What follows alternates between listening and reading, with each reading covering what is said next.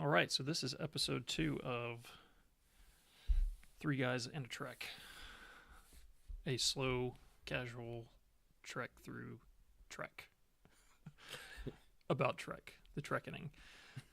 And so specifically we're going over the next generation, just episode by episode, and we're just going to see what happens. So last episode we sort of did our baggage and where we came from. None of us are real, what I would call Trekkies. We're geeks, but we're not that extreme. Right. Nobody here is gonna know how to calculate a star date or how to speak Klingon or. I'm not going to convention to go to the Star Trek.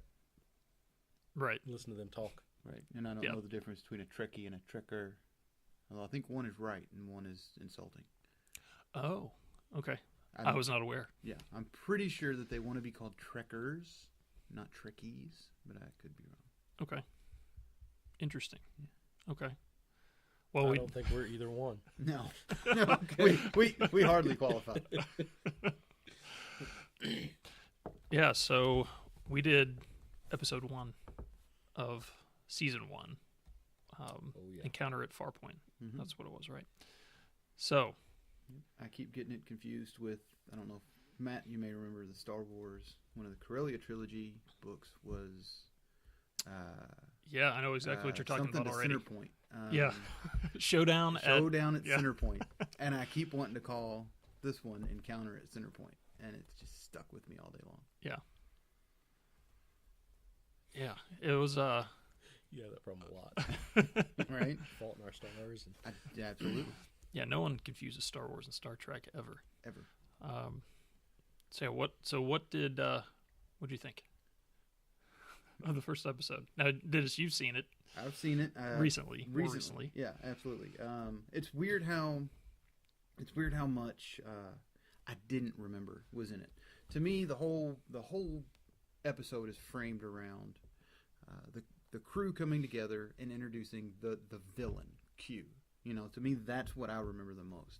The extraneous mission that kind of went into it was really just filler to me, and it's always been that way when I think back on the first episode.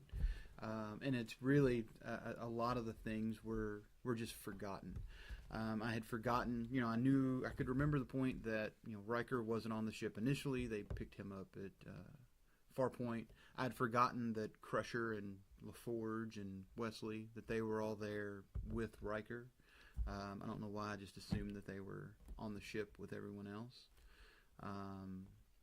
All in all, it was darker than I remembered. I remember it being more vibrant, like more colorful, and it is colorful, but it's a lot more muted than I think I was remembering. I was remembering it being almost, almost like what's the word for it? Overly, coated. There's the same color schemes as like the original series. Just brighter. Yeah. And everything was much more, it was a darker maroon, kind of a dark gold, a dark blue for the uniforms. Even Q, when he comes on, he's a little bit darker skin tone. He's, at one point he's got a little shadow on his face where it looked like he's not shaved, or and it was when he was in his drugged up, the drugged up soldier outfit. But at the same time, we'll talk about that for sure. Yeah, I'm sure we will. To me, it was a good memory. I enjoyed it. I liked the characters. Some of them, it's fun looking back now. After having most recently watched Deep Space Nine and Voyager. And Deep Space Nine, Worf plays a huge part in the last half of the series. And to see Worf in the first episode of Next Generation versus Worf at the end of Deep Space Nine, the prosthetics are completely different. His bandolier that he wears across his chest is completely different. It looks cheap, kind of almost cloth versus metallic, and like I said, it's a big change, and it's kind of weird to look back on it that way. But I mean, to me, it was Star Trek. It was fun to watch. Yeah, I'm gonna try to get this mic off the table because it's picking up some bumps. So just a minute.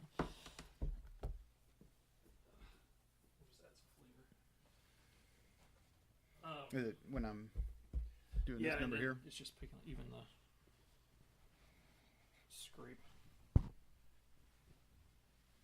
I didn't know the mic was that good. We'll see if this helps.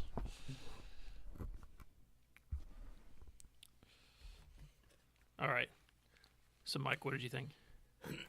Well, the first thing that came to mind when I started watching it, okay, it all started with the first scene inside the ship, inside the Enterprise. It comes on and it does the star date, and he starts talking. And then it cuts inside to Picard. And he's in a room that's completely black, with a little bit of light behind him, and he slowly steps forward into the light where you can see his face. The first thing I thought of was, wow, Dennis is right. The campiness is strong with this episode. Yeah, it took itself seriously. Yeah, real seriously. And but no, I mean it was good. I really enjoyed. I mean, they didn't go real deep into any of the characters by any stretch of the imagination, but I did enjoy what they did with the characters. And for me, it was more about those characters and the interactions with each other and learning little quirks about them that I guess I just didn't remember from when I'd watched it. Just little things here and there. The way that they tried to humanize Picard by giving him a weakness that he has to ask Riker to help him with, and his weakness is children. That he hates kids. He hates kids. He really mean, comes into play more than once. It's like it seemed very extreme. It like did. It's like a switch he flipped on and off. I mean, it was just crazy, and it's like that's how you humanize him, is you make him hate children. I never knew that about Picard. I didn't either. But then I did notice, I watched it once when we first started talking about this, and then this weekend I watched it 3 times this weekend. From Friday to now, I've watched it 3 times. And when I do stuff like that, I start looking in the background. And anytime you start seeing interactions, after he asks Riker for help with children, anytime Riker's around and he's talking to children, Riker's almost laughing in the background. He's got this big grin on his face, like he just can't contain himself. Just watching this old man that doesn't like kids have to interact mostly with Wesley. Right. But I mean, it was just I was kind of like Dennis in the mission took a background seat to the character development and figuring out who everybody was. So, and I don't know, I guess I had never really paid much attention to this episode, or it's been so long ago that I forgot, but I just assumed it was kind of set up kind of like the original series was, where some of these people already knew each other. But they really didn't. I mean, this was a new captain with a brand new crew. Yep. And as he's introducing his crew to each other, you find out that 2 of them do know each other, but you never hear anything about it. But I mean, this is just a crew cobbled together that are going around learning about each other as much as they are anything else. Yeah, I didn't realize that. I didn't remember that this was the first introduction of the Imzadi, and you hear Troy call Riker that a couple times. And it comes into play, when she's speaking to him telepathically, and do you remember what I taught you, and blah blah blah. Yeah. But she references him as Imzadi, and as it goes down, as you get farther into the series, you learn that it's kind of a it's even more than a term of endearment. There's like a bond between them. Obviously they used to be together. And I know you said you've seen, Matt, you've seen the most recent movies, and they end up married, at the very end, the very last movie. It starts out with spoiler alert, right? So there's this bond between them, and they clearly know each other's abilities as they hint, wink, wink. Absolutely. So I didn't realize that this, like I said, I had remembered the term. I didn't remember that this is where it came from, though. Yeah. There actually was a point. I said the plot kind of took a background. There was a point when I was watching it the first time that I did start to get into the plot, and it's when they had beamed over to the other ship, and then they had been beamed back. That ship beamed them back, and Q, of course, is trying to get them to do something stupid. But then they finally start piecing things together, and I'm really getting into the story, and I'm really starting to finally get a grip on the story. And then the ship turns into a space jellyfish. and it's almost like somebody just took a pin and poked a balloon. It was like, psst. It's like, okay, I'm out now. You know, and then there's another space jellyfish, and they held hands. They held hands. and somehow Picard knew that they were Float mates. away. He did. He picked. I don't know how he picked that up. Because they were holding hands. Well, no, he picked that up before they were holding hands. Okay. That was before they hit it with the beam of energy. Yeah, Gotcha. But I mean, and the music even when it was when, turning into it was impressive. yeah, The it's like synthesized. even when I did finally start to get into this campy episode a little bit, it was like, okay, y'all went too far. I'm done now. Now I watched this with my wife because Andrea loves it just as much as I do, and she pointed out while we were watching it, there's a lot more music in this episode than what you get in later episodes of any of the Star Trek. Yeah.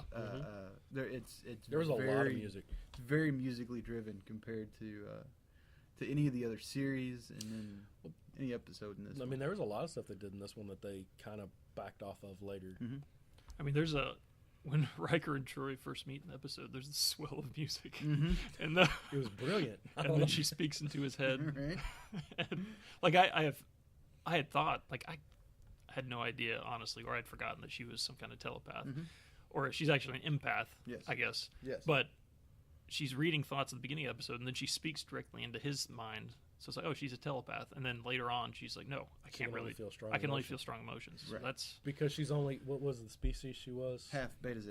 Beta Z. Betazoid. Yeah. Betazoid, because her father was a member of the Federation. Which means As a Betazoid, you can't be a member of the Federation. Right. And then later on in one of the movies, they had Betazoids that were members of the Federation.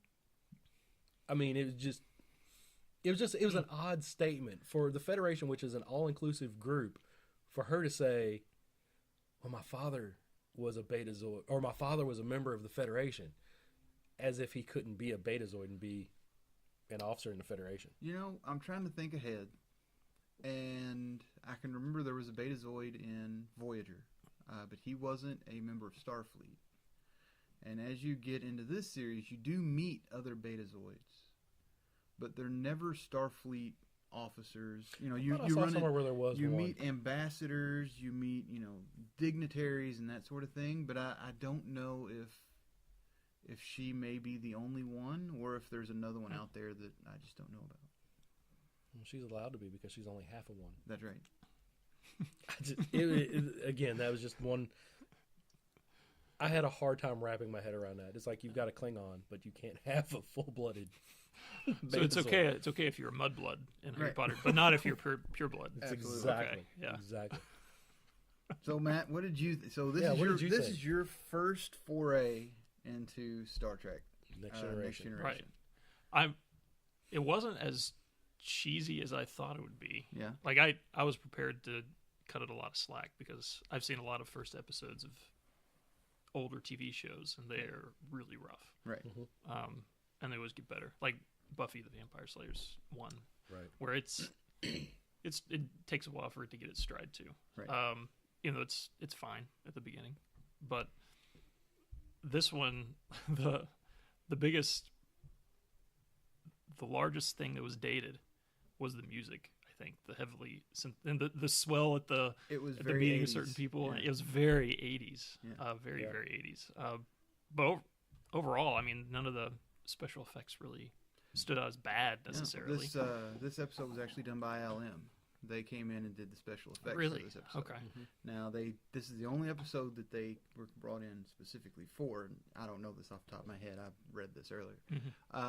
This is the only one they were brought in for. But a lot of these effects were used again throughout the series. So ILM is actually on most episodes, just for your warp, where it takes off, where the ship kind of takes off into warp in the Flash. A lot of the transporter. Just a lot of the basic physical effects and digital effects. ILM took care of a lot of that, and those were used throughout. Oh, okay. So there's a lot of things that sort of surprised me about the episode, as like I didn't know they were there at the beginning. Like I didn't know they would introduce the holodeck like immediately, and then that would tie into the actual episode, Yeah. the resolution of the episode. I didn't realize the disc detached, that they introduced that at the very first episode. Like I saw it in Generations. I was like, oh, it just blew my mind as a kid. I Right. had no idea. Yeah. I guess it made sense. Yep, it's done this before. It's done this before. Okay. That makes sense. Most of the character interactions were fine. Data was Data. Yep, he was a close approximation of a Vulcan. Yeah. And, without just putting Spock back on the crew. Yeah. Yeah. Yeah, he was. Let's take. Yeah, I hadn't thought about that. Let's just take. What if? Let's take the volcanism to the most extreme level possible. And they even introduce his tension between being an android and wanting to be human, even in that at the very beginning with not being able to whistle. And that is a plot point that goes through the entire series. Yeah. I mean, he wants to be as human as possible. Yeah. Well, even in Generations, he gets the Mm-hmm. emotion chip, right? Yeah. Yep. So, and that's part of how the Borg tempt him in First Contact. Right. Is Yeah, it keeps on going, and it's through, the emotion chip makes its first appearance in Next Generation, so we'll see it down the line. okay. 3-4 seasons in, you'll meet Data's creator and other versions of Data. You had the one in what was the last movie called? Was it Nemesis? Nemesis. Is that right? Might have been, yeah. Yeah. I think so. But you meet B4 was the first iteration of Okay. the Data android, and Mm-hmm. but you meet other iterations of Data throughout the series. So Okay. And I like how they think that when that series was made, that what their idea of technology in the future would be. Because for Data to be as advanced as he is, for someone to ask him a question and him have to do the dramatic stop and look off to the side and process the question and come back with it, I mean, that's just... you wouldn't wait that long for your iPhone. No. I mean, if Google does that, I'm closing it and open another tab, try Right? again. You're gonna try a different browser. Something ain't right. That's right. Something happened. Somebody put Chrome on But Data. yeah. Yeah. And I think one of my favorite memes is with Picard opens up Data's chest and there's a phone in there and he's got a wired phone into Data. It's like, okay, I mean, Yeah. What I found curious is that the new Galaxy class ship is so new that the voice commands for the computer are sort of a new technology, at least for Riker, because he Riker has no doesn't know idea how to do how to use it. And so I thought that was just Star Trek, but it wasn't until here, yeah. the first episode of Next Gen. Yeah. So Yeah. Like I said, a lot of the tech and a lot of the terms for tech that they introduced, some of it goes away, some of it gets transformed into other things. That one in particular, where they have to touch the panel and ask the computer a question, and it puts running lights on the wall and leads you where you want to go. I don't remember seeing that a whole lot more, but And if Riker was looking for Data, I mean, they're on the same ship. Just right. touch your communicator. Data, where are you? Right. I mean, in theory, that should have been the easiest way to do it. Absolutely. yeah, But he asked two people in a computer how to find Data.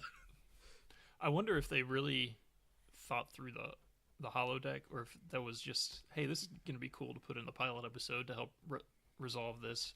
Like, if it was just a plot point for the first episode, Right. or if they really, really thought through the implications of something like that from the very beginning. Right. So- The technology there I don't changes. understand. The technology there changes too. They made the Yeah. comment that it's almost like the transporter. If you can beam a person, If we can convert energy to matter and vice versa, Exact- you can do anything. But it gets away from that as you get farther on. It really is. It's a hologram. It's a light projection. There's no real matter there. It's all light projection as you get farther Okay. in. They change that. Because Data aspect literally of it. says a lot of it is real. Absolutely. And Absolutely. And it is. It is And then he not. picks up the Changes rock that and throws later. it against Okay. the wall. Yep, and it is not. And you get that. There's a lot of holograms and holographics about in Voyager as you get into there.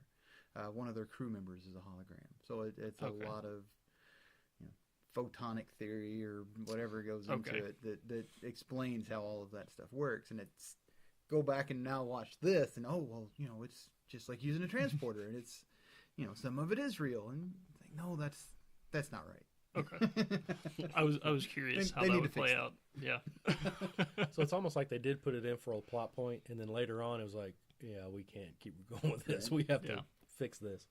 So Because the whole plot of that episode does revolve around because those aliens literally create things out of thin out air. of energy, The yeah. basket of apples, the whole Mm-hmm. space station, everything. Yep. So, yeah. I guess that's been retconned out of existence. It has. Yeah, I guess it has. Yeah. You also get the first. I say the first. I don't know if it showed up in the original series or not. I guess I don't remember watching it, beginning to end. But you get the first mention of the Prime Directive, and you only kind of hear about it where they say, They just mention it in conversation. right. This doesn't really go against the Prime Directive, but you don't really hear, what is it and what does it mean. Right. So you kind of, they're planting that seed that they're following some kind of a rule out here that, Mhm. they may or may not know. We don't know about at this point, but Right. they obviously know what's going on. The other thing that cracked me up, probably throughout the whole episode, it was how obvious they're trying to make Riker a sex symbol. Like, it's just right. in your face. Are you talking all about the when time. he asked the ensign about how to find data, and then he walked away and she gives him the up and down? Looks it up and down, yeah. And then just him and Troy, and like Oh, everything is. Yep. It's- Even when he first meets Crusher, Yeah, he starts hitting on her. It and, kind of felt like she thought he was coming on to Yeah. her, and he's like, "Look, I'm just trying to do my job." And yeah. And then Wesley does Wesley things, and that was hilarious. It's not that my mom doesn't like you. yeah, I was rolling. So that's another thing that surprised me is Wesley appearing. I had no idea he was in that early. yeah. I thought he was just I thought he was like a semi jump the shark moment later on, where they're like, let's throw in a younger character on the show to Well, get Right, the kids involved. he's and- like 7 from Married with Children Yeah. or Leonardo DiCaprio Yeah. in Yeah. Growing Pains. It's Yeah. like, hey, let's throw in this young kid. yeah, but he was there. and we talked about that. None of them really know each other, but that is another relationship where they actually knew each other. Picard had a relationship with the Crushers. Yeah. That was so. Picard has a relationship with the one child that. He doesn't like children, but he has a personal relationship with the one child in the show. Yeah. Yeah. And he gets mad because he's right about something, I guess. Well, then he That was a almost weird has scene. It was a weird scene, but the funny part was at the end of that scene when after they leave, you see Picard lean over the chair and push the button and say, "Go ahead," and he kind of has that inflection in his voice, like, "Okay, yeah, he was right. Go ahead." And, it's just. But he really has no idea how to act around children. But, we were talking about Riker and Data in the holodeck, and Riker says something to Data, and Data asks him point blank about how he feels about him, and Riker, says he has some type of trepidation about having him along and everything, and Data makes a comment, "Well, your prejudice is very, very human." And he just matter-of-factly lays it out there like Data does. And Riker turned around and goes, "Well, now that does really bother me. Do you think you're better than us?" And he goes, "Oh, I am in many ways." Yeah. And then that's when we get the whole Pinocchio reference right after that. Right. Yeah. But, There are some great hints of good writing and character moments throughout the episode, There for are. sure. But then later on, this is the one I was talking about where there was actually a bell that sounded when a plot point or a character development point was made. They were in the tunnels on the planet, and they were coming out, and they had all said a different line, and I don't remember what it was, but they were just talking about the situation. And then Data goes, "Huh," and he makes a comment, and every one of them turn around and stare at him, and he goes, "Oh, I'm sorry, I seem to be commenting on everything." And just making that point because like we couldn't tell. And remember Riker that. looks at him and goes, he looks at him and he says, "That's okay. don't stop, my friend. Yeah. And then they all walk away, and Data's left there alone, and he tilts his head to the side, and there's an audible bell that goes, ding! and it's like Data realizing, he called me friend. Yeah. I've got a friend. Light bulb. But, I mean, the scene would have been so much better without the bell. Yeah. But that was a plot point, a character development where the relationship between Riker and Data changed a little bit there. Right. Mm-hmm. I didn't remember how, and Mike, you brought this up a little bit before we got started. Picard was. I remember Picard being gruff, right? Picard, he's just that way. He's standoffish. He's the captain. He kind of thinks of himself. He has to be separated from everybody else. It kind of helps him do his job better, and you learn about that sort of thing.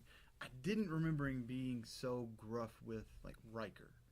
And when Riker first comes on board, and basically ignoring him when he walks onto the bridge for the first time, just kind of barely saying 2 words for him, and then giving him a goofy little test to reconnect the ship manually instead of letting the computer do it. And I didn't remember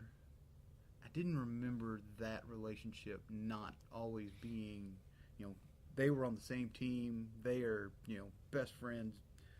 To an extent, confidants, they're always been friendly with each other, and that was It's almost like, because he is that way with everybody, but he seemed to be more that way with Riker than anybody else, and it was almost like I said earlier, he was a new captain with a new crew, and he was trying to assert his position. It felt like, and he wasn't doing it overtly by beating everybody over the head with it, but like he did with Riker, he gave him that test. Well, you reported to duty, and you can do it, right? Well, then do it now. Yeah. Oh, okay. Yeah. So. What was the point of having him do it manually, like the manual connection? Well, I'm wondering about that. Immediately after they had the conversation about, Riker was first officer on the USS Hood. He served under another captain, and you hear about it later on that apparently one of the first officer's primary duties, is protect the captain, and that includes, first officer leads away missions. First officer, checks is basically a check on the captain. Is between the first officer and the medical officer, your chief medical officer. You have this kind of checks and balance, almost like the 3 branches of government, where you've got the president is the captain, and you've got Congress and the judiciary. Is the first medical officer and first officer, where they can kind of balance out the captain and kind of call him down on things if he's doing something dangerous, doing something stupid. So you can't have another Kirk. Well, exactly. Well, yeah, but I kind of felt like maybe, and I don't know that it's spelled out this way. I kind of felt like maybe he was just seeing if Riker would argue with him. I'm going to give you this task to do, and we both know the computer can do it. The computer can do it without any stress, without any drama, but I want you to do it manually. And I kind of was thinking that maybe Picard wanted him to say, you know what, that's a terrible idea. That's what I was thinking. Yeah.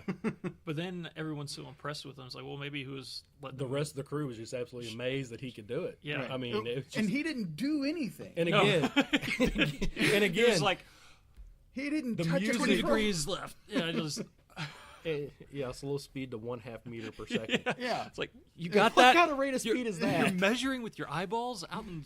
How do you know the? Right. Yeah, depth? Yeah, I'm just. That's Negative- impossible. negative 1 Adjust degree something to, negative 3 degrees. It's like, really? You know that for a fact, or you know what is going on? But then again, it was the when he raised the locking gear, it was immediate swell of music. Is this gonna work?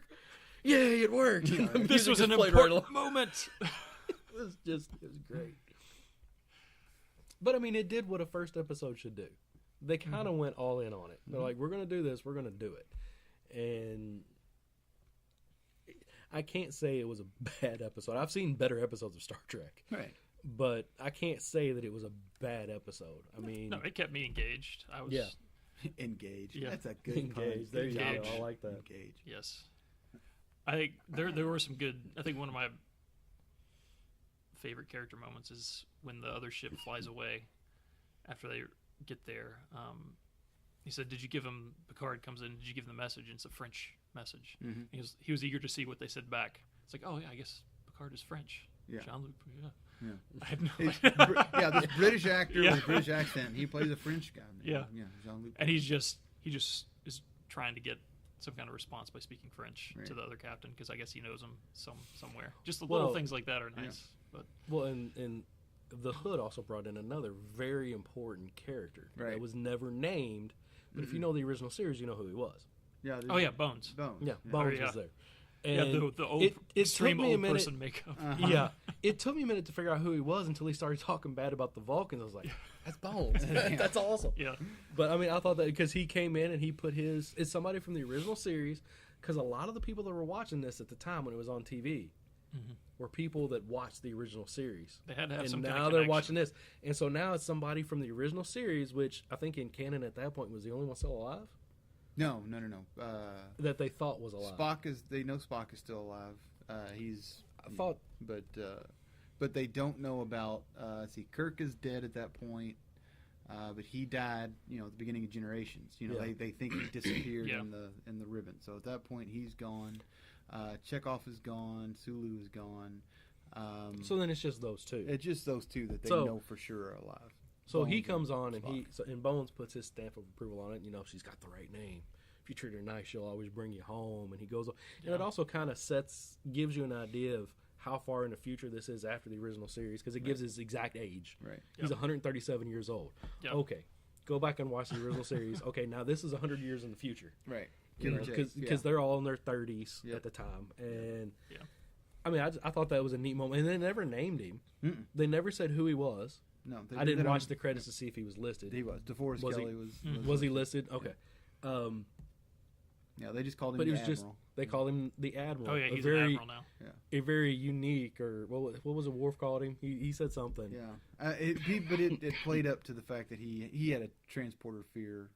in Yeah, the he original. didn't like I the mean, transporter at all in Right. the original series, Yeah. and so he would go everywhere by shuttle by shuttle, or not go at all. or not go at all, and made things very difficult on the original series. But yeah, I mean, I just thought that was an interesting way to give just a wink and a nod to the old crew, saying, Yeah. here's our stamp of approval. Mm-hmm. Well, and apparently he came on and he didn't get paid anything special for it. So Screen Actors Guild apparently that you have to get paid something, Mhm. and there's a bare minimum, and he took the bare minimum. He didn't. He could have held him up and said, you know what, you want me to be on your all's new show?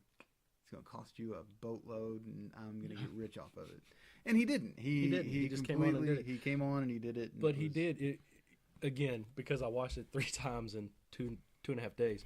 I started noticing some of the things in the background. Everybody else has on those like the really tight uniforms, and when Bones was on there, he was wearing the old pants. They were the blousey pants that were tucked into his boot and bloused over the boot. He was wearing his original uniform pants. I almost thought he thought was that was- wearing his like 70s loungewear from their motion picture. I was like, oh no, it's not quite that, but it's close. It's close. It's very close. It's almost like you say, we want to get as close as we can without actually doing it because that was a bad idea. Yeah. Talking about the uniforms. Are you gonna talk about all the man dresses? The shorts. There was only, I noticed the there shorts. was only one that I saw. Oh yeah, I saw at least 3. Did in you? the Okay. background. Yeah. Yeah. Well, because I mean that's what it was, and I don't understand that. I know. I don't either. It's just one of those Star Trek quirks, and I don't. It's not something that's real prominent in any of them. Right. But the only one still wearing the miniskirt was Troy, except for those random dudes in the background. Right. All the other women were wearing the same pants that everybody else was wearing. Right. Uh-huh. Yeah. And then later on, you get people wearing all kinds of weird stuff. Right. Because she's But- an ambassador. She's not necessarily part of the. And she's a counselor. She's Counselor. a counselor. Counselor. Yeah. I thought they said ambassador Yeah, at some no, point. she's a She's counselor. actually she's actually part of the crew. Okay. Yeah. She doesn't. She usually doesn't wear an actual uniform though. Eventually, she gets her own. It's like She gets these her own purple, thing. purple She gets, like, spandex looking things that she wears throughout most of the. She has a Okay. different color uniform than everybody else. else. So eventually, she ends up back in a regular uniform. But this is, they said, I don't remember her actually being in a Starfleet uniform. That was kind of an oddity too. Yeah, but, this, I mean, none of the man dress things. It didn't bother me. It was just like I'm looking at it going, What? there's the one did you guy. all run out of pants or There's what the one happened? guy in the red uniform with the shorts. Oh, And he walks through in the right background. across the screen, He does man. that I once, mean, and he's in the yeah. background a couple of times walking across. That's And he's like one of the biggest guys in the show. I know. Right? For some reason, It's like that stuck Thor in a out to me. miniskirt. Yeah. It's like, what? It's like jorts. Yeah. Yeah. Yeah. I guess they're comfortable, but yeah. Okay. They kind of gave every character, even the characters that didn't play a prominent role in this episode, they kind of gave them their own little moment to set up a little bit of a background too. So Yeah. Tasha Yar. I don't even know if they said Tasha Yar's name.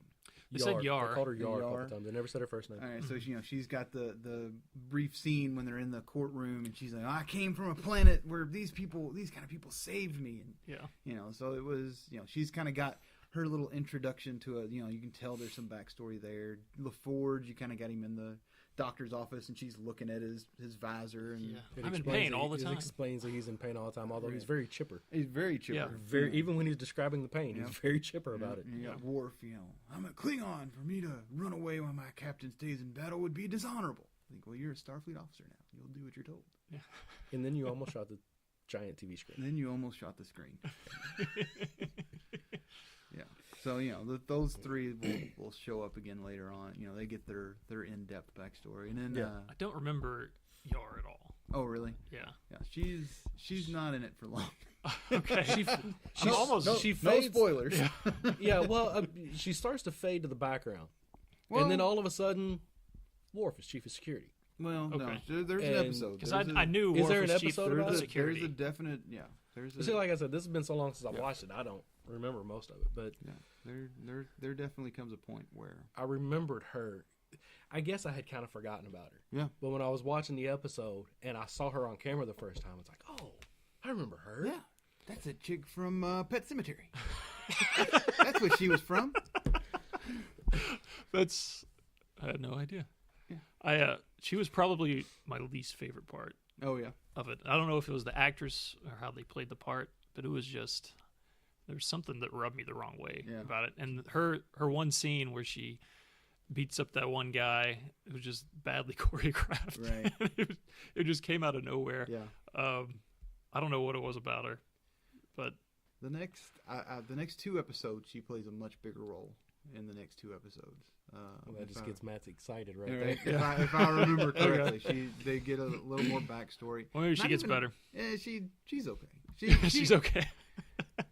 She ends up being a good character, and even after she's kind of off the show, the Denise Crosby she makes appearances down the line. She keeps coming back, and she's got Okay. Appearances as you go on, and it's always kind of a neat thing to see old characters come back, and Right. it kind of gets nostalgic, but it's pretty cool. So. Right.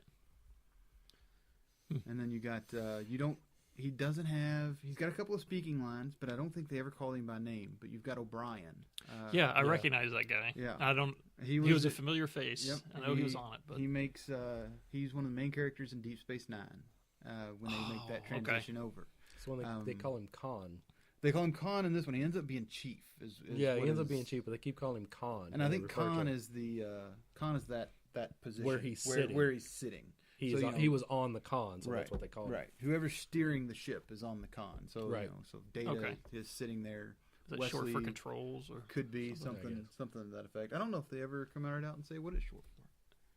But Khan, not Khan. No, No. definitely not. Spelled differently. Yes. Yeah. Yes, it's definitely not. Yeah. Yeah, Khan, not Khan. Speaking of the chairs they sat in, Mhm. those look like the most comfortable chair. They're just Right? lounging back like they're about to watch a movie, Well, but and none just of them are doing anything. not doing anything. Like I said, I mean, you've got the two people sitting up at Khan, and they're driving the ship, and you've got people sitting behind them just barking orders. Yeah, but to be Mhm. fair, the ones that are sitting at the Khan, I mean, they're the ones that their chairs look the most comfortable because they are reclined back. They do. Yeah. They just They're look like they were laying about to down take a in it. nap. Yeah. I just kept coming back to that. They look super comfortable. Yeah. Man. You didn't get any looks at engineering in this episode, which surprised me. Engineering is, Yeah. when you get farther in, the two main, I guess, set pieces are the bridge and engineering. Eventually you get, They've got their conference room, and you've got the Bar. You've got the bar. That's right, 10 forward. And you've got the captain. He's got his ready room where he meets with people and talks to people. Okay. But engineering was always it's a big set piece, and they kind of had just a real brief look where you saw the engine in the back and the lights going up and down, but they didn't really spend any time in there. So they don't have, eventually, they didn't mention a chief engineer. Scotty, he was, the engineer of the Enterprise, and he had a significant role in the original series, and they didn't mention anything like that on this one. Yeah. So we haven't talked about Q yet. We did get to see the battle bridge. We did see the battle bridge, Yeah. which is just weird. Which is like a very small red bridge. Yeah. It had a lot of red lights in Smaller there. and different lighting. Yeah. Yep. I really think it's just a camera really close to the chair on the main bridge. I think sorry. they said that I read somewhere that was supposed to be the bridge set for one of the Star Trek movies, and really? they pulled it out of mothballs and they were able to use it for it didn't get used in somewhere. Well, you never looked around the whole time that you saw it. It was really close shot on whoever was talking. Right. Mm-hmm. So there was one scene that when they're getting ready to go down to the battle bridge, where Picard's making his orders, and there's some silence, and all of a sudden, two people just walk in from him to sit down at the chairs. Yeah. Like, oh, they got their cue. Two people get up and leave, and two more just come in. Like, it was just. Well, it was very well choreographed. Right, well, you want it to look like it's this is a Galaxy class starship. There's thousands of people on it. People are ready to move into their role. You don't want people to have to be called on, and this is fluid. And the Enterprise is the crown jewel of the Enterprise of the Galaxy class ships. Right. Mm-hmm. It's like this is our number one top dog. So the people that are on there, like we said earlier, it looks like the crew was just pulled randomly from everywhere. It's almost, I got the feeling like they just went through and pulled the best that they had at every position and put them in. Yeah. And okay, now you guys figure out how to work with each other. Yeah. So. Yeah. Well, you got ready to start talking about Q. Yes, you did. So, Sorry, go ahead. No, it's fine. He's the main villain, right? So is he actual villain, or is he sort of a antagonist? Antagonist. Maybe, He's an antagonist. He's not Definitely. really a villain. He does not. He comes across more in this episode more antagonistic. As it gets farther on, it's almost more of like a Loki kind of a character, a trickster, chaos, exactly. And he's just there to have fun, and people on the Enterprise are good targets for the stuff he likes to do. So, but so he's this omnipotent being. He's all powerful, unaging, and he comes from this collective of other beings like him. Now let's see, in Next Generation, I think you might see two other Qs in Next Generation, but typically, John DeLance, he's Q, he's the guy. Q. Okay. He's the man. But yeah, this was a good introduction for him. He kind of chews on scenery. Yeah, he had a lot to do. And I like the fact that you said later on it becomes kind of like Loki, and you also mentioned the fact that he was omnipotent. Going back to comic books, he's like what would happen if Loki became a Watcher in Marvel Comics. Yeah, he is omnipotent. He can be anywhere. He sees everything, but he likes to have fun. Yeah, and he's got this one group that right off the bat, first episode, he knows he can have fun with them, and he keeps coming back. Yeah. So, but he's a decent character. I like. Yeah. I remember Q from watching it before, and I like him. He was a little bit more aggressive in this one, like you said. Mm-hmm. So is that actually his motivation, just to have fun? Or is he actually trying to get him to... I guess in my mind, what he's trying to do is he sees himself as a protector. He sees himself as, he's a race of beings who their job is to protect the universe from these piddly little species who decide that they're going to get too big for their pants and get out and start, messing with stuff. So, right off the bat, his goal was, you guys you've come far enough, turn around, go back home. This this is your end of space as far as you're concerned. You know, There's this, nothing else out this, here. this is the end of the world. Turn This is around. the final frontier for you. Exactly. type of This thing. is it. Yeah. And you know, typical human fashion, Which you know, is- typical anybody. You know, as soon as you're told you can't go any farther, I They mean, do. You want to go. You want to push. You got to push that Well, boundary. There's one weird thing about that, though, because he does set up that net and says, this is as far as you're going, turn around and go home. Okay. There's already people on Deneb 4. Right. There's already Federation people on Deneb 4. Mhm. Why is this ship the one that has to turn around and go back?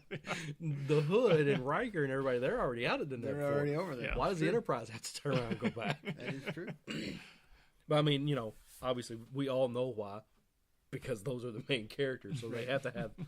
But yeah, So as villains go, so you know, you think back on first episodes. I don't remember who were villains other than vampires in kind of a broad sense introduced in Buffy's first episode. You know, did Angel get introduced or Angel was introduced the first episode in the Master, and you had okay? the big bad Gotcha. type was introduced. And then I there. know in when you get into Doctor Who, you've got Doctor Who doesn't really have an overarching big bad. You've got the Daleks. you've got several. Depends on the You've got- season it depends right. on the the writer, season. but yeah, And what they did in the original episode, dude, I have no idea. That was back in the 50s. Right. I Right. mean, So I mean, just you know, if you think back on some of them, how do you think Q kind of compares to, you know, because they said typical, you know, first issue of a comic book, you know, you've got Fantastic Four and they meet Doctor Doom. You know, you've got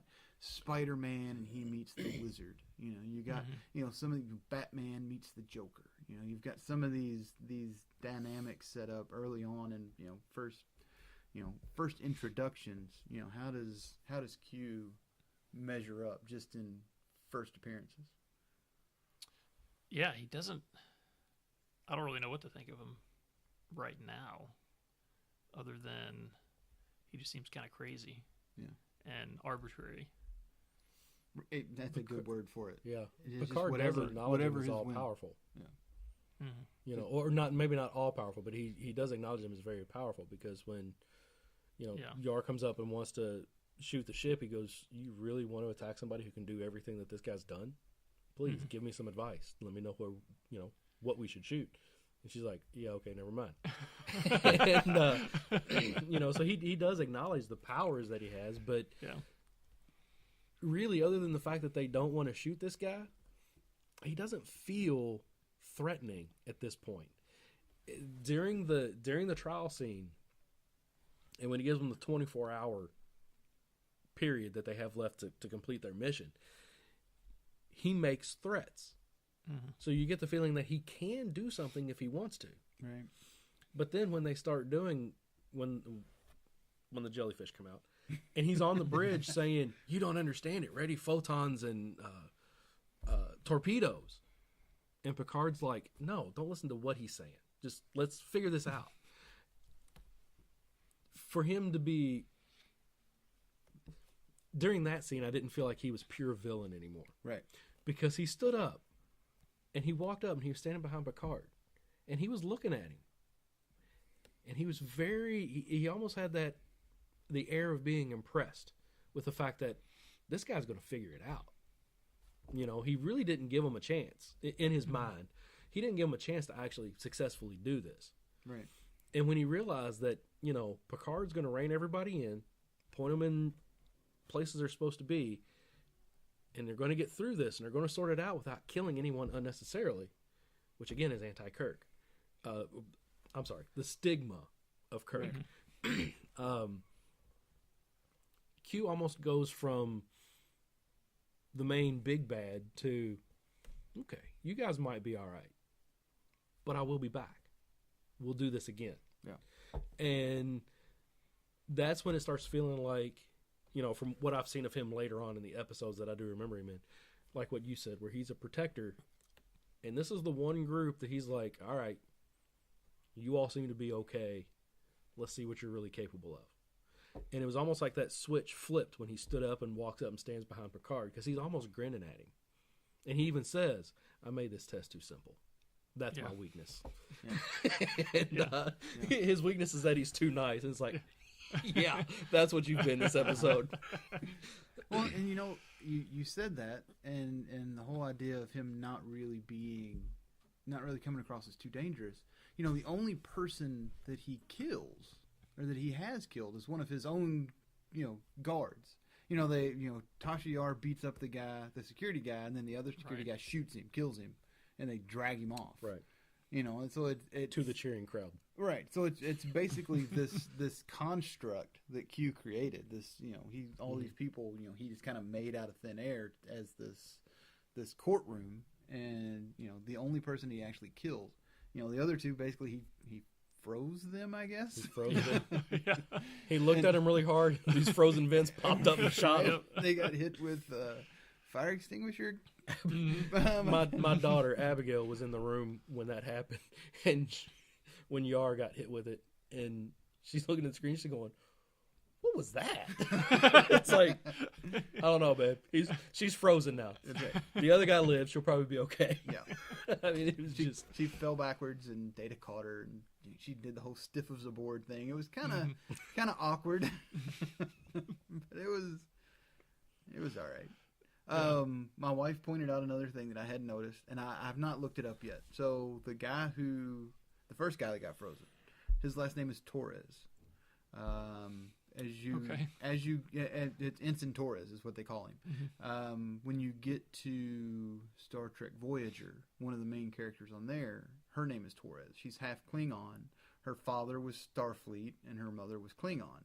And she said, "Well, could that be, B'Elanna's dad?" And say, who in the world, obviously they could retcon that and make that work, but I haven't looked that up or not. But it was, one of those little things that my wife picked out that I would have never seen coming. So, wow. Yeah, who knows? I'm sure someone does. Somebody's Somebody wrote. knows. Oh yeah, there's a wiki tunnel out there somewhere. Yeah. absolutely. Yeah. Well, what about the conversation, the accusations he lobs at him at first when he's dressed as a Shakespeare? Basically. Shakespearean actor? He's basically like Jack Sparrow. Well, yeah. So he Flamboyant says type, one yeah. captain to another. So Yeah. almost like a Christopher Columbus or explorer. kind Right. of, He looked a lot like a Shakespearean actor, but then when he comes around the corner, he's wearing a metal breastplate.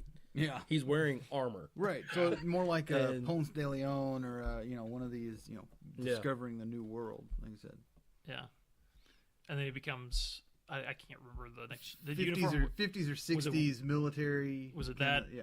That era? Okay. No, Yeah. no, I didn't know if it was World War that was a II 90s or- Marine Corps uniform. I wore that when I was in ROTC. Oh yeah, That's a 90s era Marine Corps dress green uniform. because the way he was talking, it really It's made about me patriotism. right. Yeah. It really made me think of Cold That was War, hilarious. Cold War It did. era military is what I was thinking. But Because he talked about the communists, I got- too, Yeah. right? yeah, I got on a rabbit hole about that, about the uniforms that he was changing into.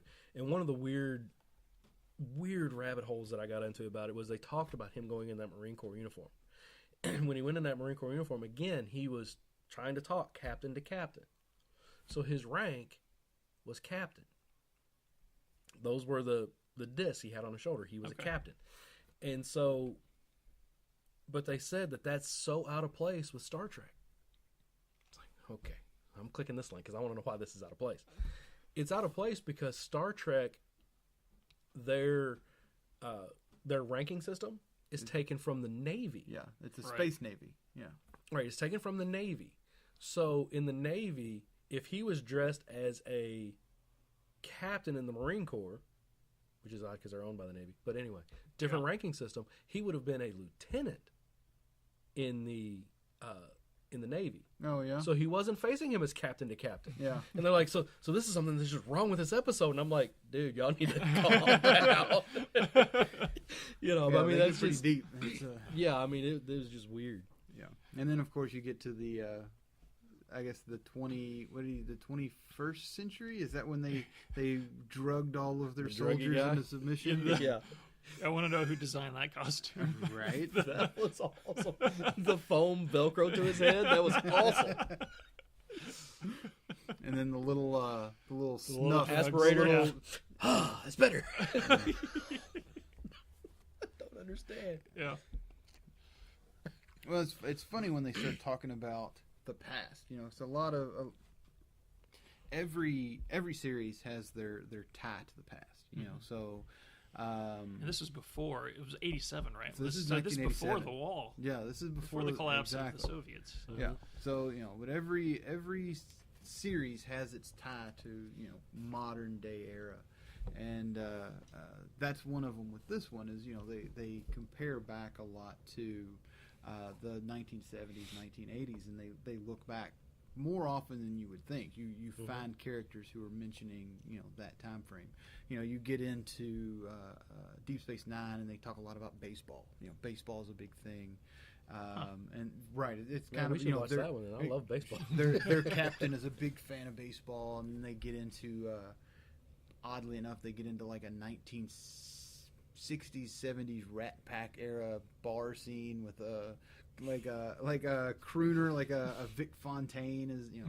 So that's Deep Space Nine. That's hilarious. Star Trek Voyager, they talk about, you know, 50s, you know, 40s and 50s cars and you know, black and white movies. You know, so they've all kind of got these callbacks. But with Next Generation, like I said, it's kind of a lot of these old military callbacks. So him coming in and kind of doing these uniforms is kind of a setup, I guess, for some of that. Yeah, it was kind of how Picard answers him. At first glance, it seemed sort of dismissive of it, even when we wore costumes Right. like that. So I'm curious what other people thought about that. It's like, well, what are you wearing, Picard? Like, Right. type of thing. You're basically wearing a leotard with shoulder pads. Yeah. Yeah, that's true. As for the accusations, he's probably not wrong. I mean, you know, you think of humans in general as, you know, we're not much better than, you know, barbarians with clubs living in caves at this point. You know, Well, sure, we're worse because we can do it at scale. Exactly. Our technology has gotten better, so the amount of people that we can hurt has gone up exponentially. Yeah. Whereas, you know, me with a club in my cave, at worst, I can take out 2, maybe 3 people before I get tired. And then, you know. But, you know, we kind of talked about it earlier about when Picard needs to use the phone and Data opens it up and there's a corded phone in there. And we kind of laughed about that, and I can't remember what the other one was now. Oh, yeah, when Data has to think. And we don't put up with that now. That was one part of human history that I think they kind of got right, you know, because as they're talking about the 400-year differences, we're headed that way. Yeah. I mean, potentially. Do I think we'll get there? I don't know. This isn't the show for that. But, like you said, things have changed exponentially. We can hurt people all around the world with just one push of a button. And that's kind of one thing that they got right, you know. It's especially during parts of this episode, they really held the mirror up to the human race and said, this is what you are. Right. This is what you've always been. Why should we believe you can be any different? And, you know, I don't know how successful they were at Refuting that and you know, in this one episode of Star Trek The Next Generation, I don't know how successful they were at that, but it's an interesting point. Yeah. You know. Right. And I thought that the court, when he generates this court, I thought it was going to... It immediately reminded me like the Red Scare in China during the Great Leap Forward. I thought it was going to be something like that, but it's actually a completely different time period, like after the World War III or whatever, the nuclear holocaust type thing. Yeah, after, what did he call it? The atomic... What did he call it? No, I don't know, but he referenced, you know, that it was some kind of nuclear thing. So because of the Asian guards, is this the Red Scare? But no, it's. Did you notice who the Asian guard was? It looked very familiar. Did you pick him out? But I couldn't place him. So the only he's an actor has been in several things. The most notable thing that I immediately when I saw him and I heard his voice, he's Shang Tsung from the Mortal Kombat movie. Right?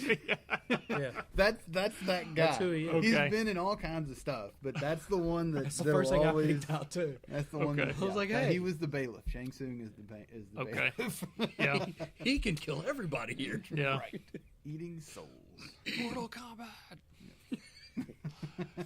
Techno music. that music would have been out of place in that. And, Yeah. You know, we're 80s. We're moving to the 90s. Maybe we'll get some techno and Star Trek. Yeah, it's true. The juxtaposition between 'cause Star Trek's always known for its optimism. I guess its optimistic view of the future. Mhm. Even though there's going to be some dark things that are happening, it's overall it's a Right. Don't worry, we progress come out of it. and everything like that. And you get that when the jellyfish appears and Q's like, it's an unknown. You have to You have to destroy kill it. You have to destroy it. It's unknown. And they hold back. And the thing is, those creatures are pretty powerful. Right. And what they could do, and they probably could have killed them, Absolutely. done something. Seems Could like have made the whole of their ship disappear or whatever they wanted to do. So Well, they were said- dangerous. They said that the ship that showed up was 12 times the volume of the entire Enterprise. Yeah. Right. Well, I mean, these are, And these the are Enterprise was a big flying creatures. city. Yeah. Yeah. So, I mean, that was... But it's the juxtaposition between that and the unknown destroy it type of thing versus what the Federation is supposed to stand for. Right. And Gene Roddenberry's vision. But Right. there's a... do you know about the Fermi paradox? Mhm. Why we haven't... About a life. There's one series of books I read. It's by a Chinese author. I won't even try to pronounce his name because I'll get it wrong. But it's the Probably safer that way. the three body problem trilogy. And the second book in that trilogy is called The Dark Forest, Okay. and it aims to do a solution, a hypothesis for why the Fermi paradox might exist. Okay. And it's extremely pessimistic about living beings in general, not just humans, but everything. Because if you add the vastness of space, and you're just this little tiny Right. speck creature, you don't know if there's a predator around. It's all dark. Right. You don't know anything. You don't want to make a noise. You don't make a sound. You don't want to give away your position at all, because if someone discovers your position, they're probably going to be more technologically advanced than you, and they'll just destroy you, because Right. that's the safest bet. Because they can, even if they eventually make contact with you instead, there's the cascading events of suspicion. We're like, well, in several hundred years, they're going to be, even if you're not caught up with them yet technologically, and eventually you will be. Right. And so what's their most rational move? Well, it's to destroy you now. And even if they don't, you start thinking then, well, what if they do? Right. What if they then- might start thinking that? So maybe we should do it first. And then just back and forth. Right. And so everyone is just holed in. Everyone's a turtle. Yeah. Yeah. And that's a very pessimistic view. It's a complete opposite of what Right. Right. of What Star the Trek vision is, of Star right. Trek. Roddenberry, even where everybody your speaks the same language. even your Yeah. universal translator. You The Babel that, fish. that Magic. that technology hasn't. They've not talked about that one yet, but you'll get to that one. No, I mean, I understand what Yeah. it is, but I mean, it's just funny. Yeah. No, but yeah, like you said, even the barbaric, even the warlike races, the Klingons, they expand. Everybody wants. You've got merchants that. I'm trying to hit Mike. I'm expanding. You're expanding right now. So you're expanding to whether or not you're the merchant race, like Ferengi, which apparently in this episode they implied that they eat people. Yeah, Hope they find you mentioned the as delicious Ferengi. as their I was past I was clients. wanting to ask about that, especially with our past conversations, where they're like, yeah, they're sort of like the Jews of the Star Right, Trek universe. absolutely. Then I hear that, like, Yeah. oh, Cannibalistic Whoa, Jews. man. Okay, this took a dark turn. That's a different set of Jews. I think that's yeah, no, so whew. Yeah, I don't remember that line. I hope they find you as tasty as their last. It's like, what? No, they really do. The Ferengi turn out to be, it's your stereotypical Jewish merchant, right? It's they're all about wealth. They're all about the gaudy clothes. And like I said, it's that stereotype. Yeah. And then you end up with Bajorans, or a different stereotypical Jew. They're your a Holocaust era, So but most of the races in Star Trek are a callback to somebody. You've got Klingons are a callback to like the Mongols, or even even China to an extent, but more of like a Genghis Khan. And your Romulans are kind of your Japanese, maybe kind of a samurai, kind of technological, more enlightened, I guess, type of a civilization. But I just did not remember the Ferengis being accused of eating people.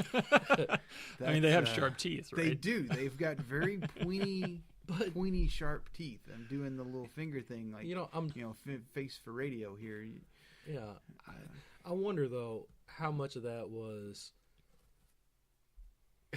to actually imply that they eat people, and how much of it was just and how much of it was Picard was trying to really scare this guy who clearly didn't know anything about the Ferengi. Right. Yeah, that could be too. And that'd be how they explain it away. I'm kind of leaning towards Picard was just trying to mess with the guy. Yeah. Because if it goes the other way, that's not at all what the Ferengi are when they do show up. Right. And they do. They show up early in the season. Right. They will be one of the they'll show another up quick, antagonist, but they're kind of the minor antagonist compared to a Romulan or some of these bigger, more technologically advanced. They're we were talking about earlier with the Admiral giving the stamp of approval from the original series. Mm-hmm.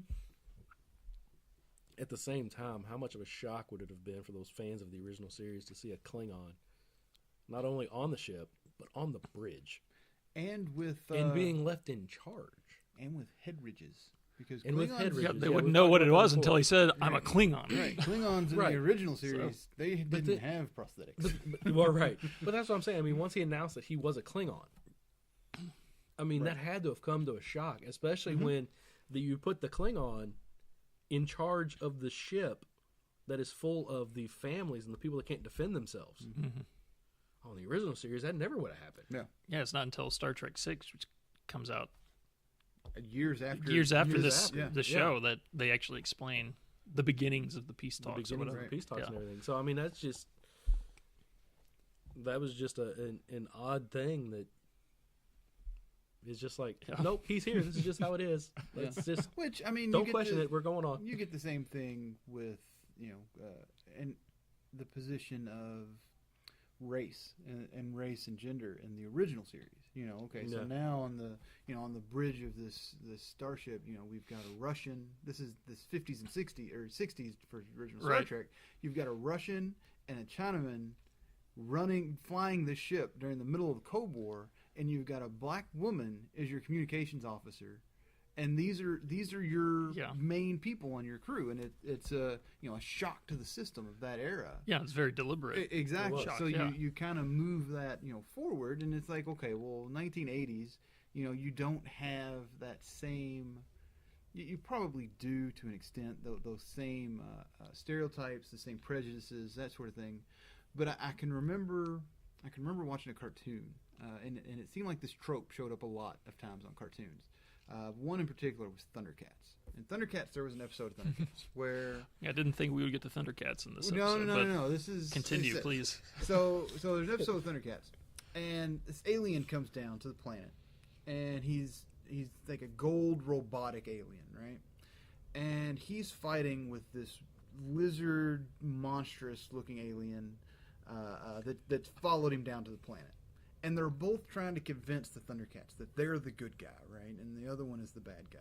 Okay. And by default, the Thundercats think, oh, well, this guy, he looks better. He looks cleaner. He looks nicer. Technologically, he's more advanced. Obviously, he must be the good guy. And the trope was, oh, no, it's the more monstrous guy. You don't judge a book by its cover kind of thing. Right.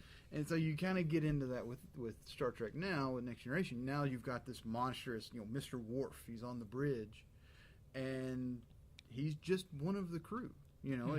And not only that, he's not even that big a part of the crew now. He's there, and he had a minor part in this episode, but he's just learning. Exactly, he's just one of the guys, and you kind of have to, that 80s trope. You have to look past that initial shock value of there's a monster on my bridge to get to the point that he's just another normal crewman. Well, in Star Trek 6, there's a whole exchange with Spock and Kirk where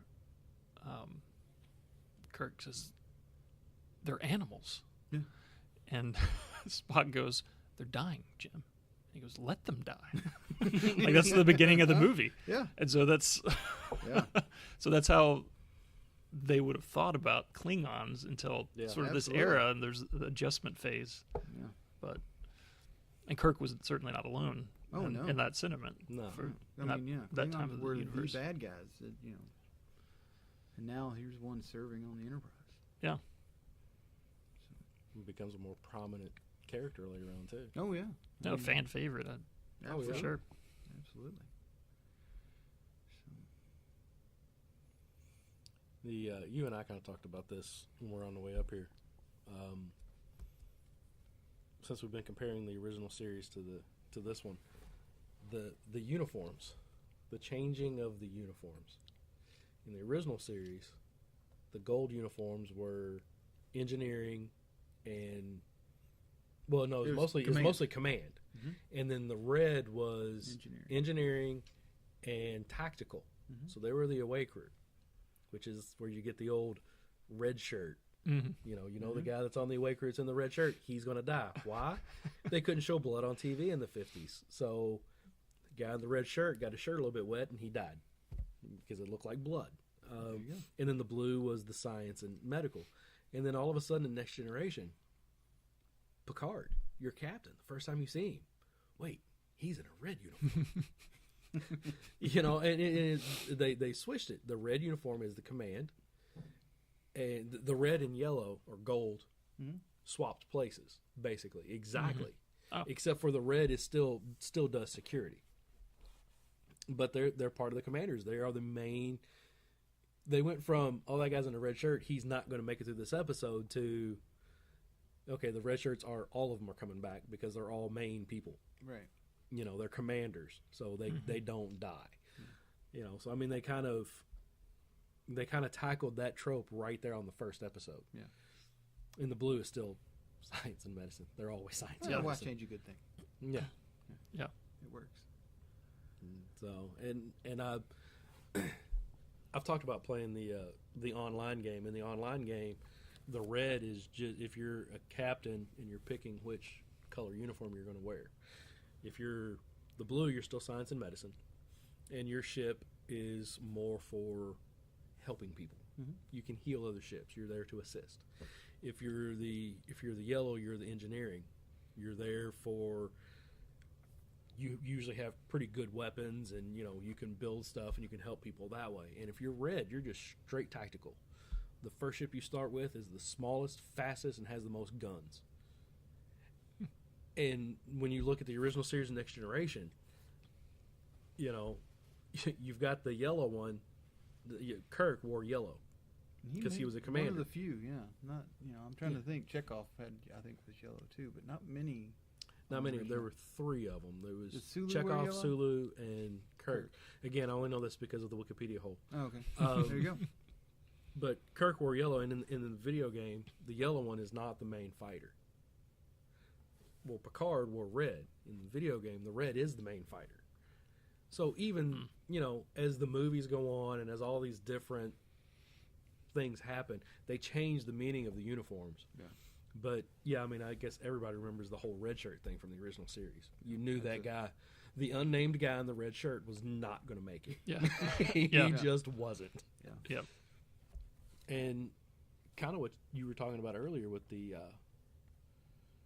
with Riker's position, Kirk led all the away missions. Mhm. You Yeah. know, and now He was the main. I mean, he in the original series, and it had a lot to do with money, and I he did. understand that. He But I was mean, the this was main just guy. He was the face of it. he was the face of it, so he was in every Mhm. scene. And this, they really tried to split everything up. Yeah. And they talked every moment to Picard, so Picard knew everything that was going on the whole time. Yeah. But part of his job is, like you said, to lead the away team. The captain no longer does that. They try to make this much more of an ensemble cast. Yeah. Right. Everybody's got a role, Mhm. and they try to give everybody a little something to do every episode. Right. So when you get to first contact, Picard's swinging from rafters to save the day. Absolutely.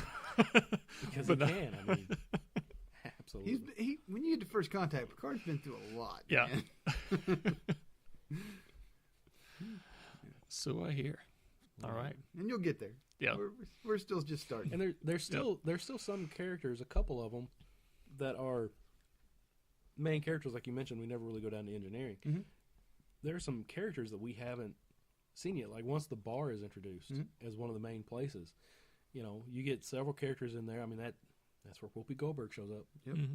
She is in Star Trek. Yeah. I mean, when you Google, I Googled the cast of Star Trek Next Generation one day when I was just looking at stuff. She's one of the first 3 or 4 listed. She was a big part of the show. Mm-hmm. Yeah. But we haven't seen her yet. And, so there's still a lot of stuff we have yet to discover. Mm-hmm. So. Yeah. Well, cool. So, Yeah, looking forward to it. So are you still looking forward to the moving on with it and everything? Oh, yeah. Yeah. Yeah, I'm definitely in for the long haul Okay. here. Okay. Yeah, So- I know you've seen every episode several times. I'm not as into it as you are, but I know where it ends up. Mm-hmm. It is a very good series, but Mhm. man, this first episode was. If I didn't know what was coming, it would have been hard to choke down. Yeah. Well, I think like I said before, in general, I'm very forgiving of first episodes, Right. or pilots. Well, good. So we'll see what happens from here. Yeah. But I do know I've talked a couple times about that the other show, the Orville, Mm-hmm. and we talk about how campy it is and how it kind of pokes fun at Star Trek. After going back and watching this first episode, I think this first episode almost refutes that entire argument Oh yeah. because Star Trek poked fun at itself during this episode. yeah. It definitely mean- knows where it's at and what it is. Yeah, I mean, and Orville kind of came along and did the same thing, but I mean, we'll see if that stands the test of time. I don't know if it will or not, but Next Generation definitely turns into a really good series. Yeah, they turned up. It's a jumping off point for all these other series that are out there. They turned up. It had to be, yeah. This Yeah. was a Saturday night 7:00 show, so this is a primetime television show, and they really turned up the drama on it too. And I didn't really remember as many of the long pauses and the knowing stares and just kind of those held silences, between Picard and Dr. Crusher. Something's there. He delivered the I guess her husband's body to them, and let them know that he passed on. So there's that there, and there was a lot of almost teary-eyed, Dr. Crusher kind of standing there and just looking at Picard, and then the same thing. It seemed like Troy always was about to cry.